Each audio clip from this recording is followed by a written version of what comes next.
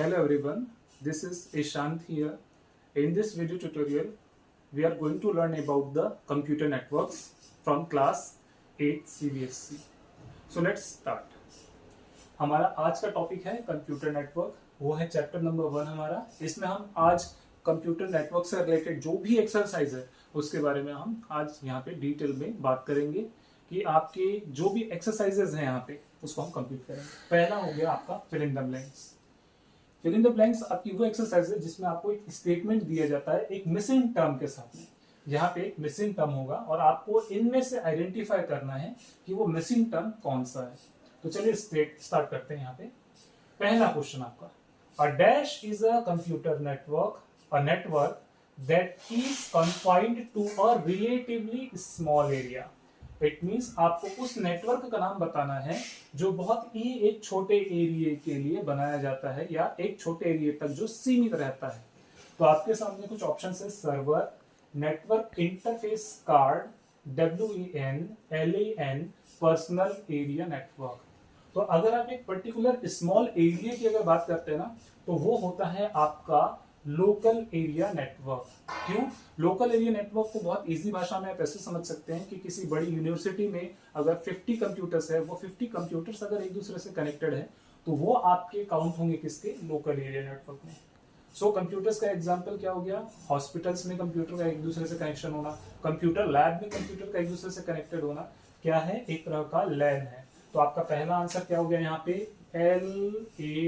LAN, that is the local area network.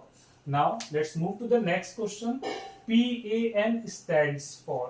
तो आपको यहाँ पे याद रखना है कि PAN एक्चुअल में यहाँ पे आप एक ट्रिक लगाएं तो भी आप क्लियर कर सकते हैं कि PAN होता है पर्सनल एरिया नेटवर्क. तो यहाँ पे आपका आंसर क्या हो जाएगा? Personal area network.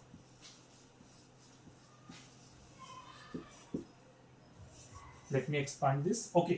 Then the third question. तो पर्सनल एरिया नेटवर्क क्या होता है पहले इसे शॉर्ट में समझ लीजिए. PAN represents the personal area network.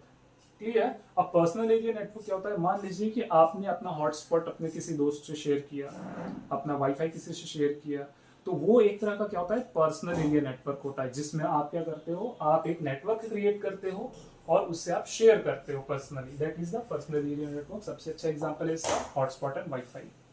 Then the third one is the dash is a piece of computer hardware. यह एक क्या कंप्यूटर हार्डवेयर है designed as an interface of computer to communicate over a computer network. It means ये कि वह एक तरह का कंप्यूटर हार्डवेयर है जो एक कंप्यूटर से दूसरे कंप्यूटर को एक इंटरनेट में कनेक्ट होने के लिए आपको हेल्प करता है. So that is what? That is the network interface card. Network interface card क्या है? एक तरह का कंप्यूटर हार्डवेयर होता है जिसका यूज क्यों किया जाता है? कंप्यूटर्स को एक दूसरे से कनेक्ट करने के लिए, कम्युनिकेट करने के लिए किया जाता है ओवर अ नेटवर्क. तो so the answer for this question is network interface card. यहाँ पे एक बात याद रखेंगे, आप शॉर्ट में इसे NIC कहते हैं. शॉर्ट में इसे हम क्या कहते हैं? NIC. That represents the network interface card. तो यहाँ जगह की शॉर्टेज है इसलिए मैं शॉर्ट में लिख रहा हूँ NIC. आपको NIC भी लिख सकते हैं चाहे तो, या आप लिख सकते हैं नेटवर्क इंटरफेस कार्ड.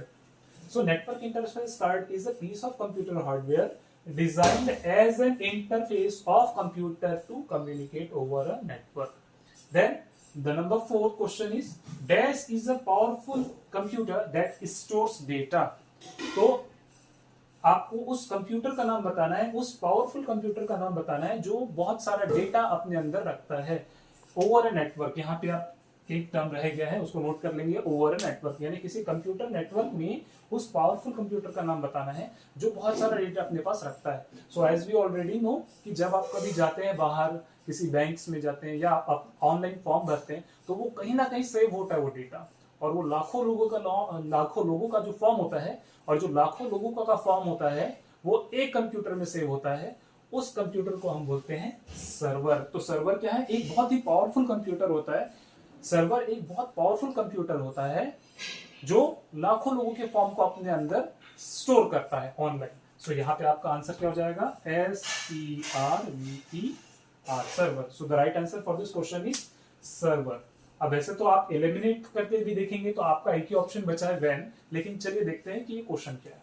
आपका लास्ट क्वेश्चन है, dash is a data communication system spanning states, countries और द होल वर्ल्ड.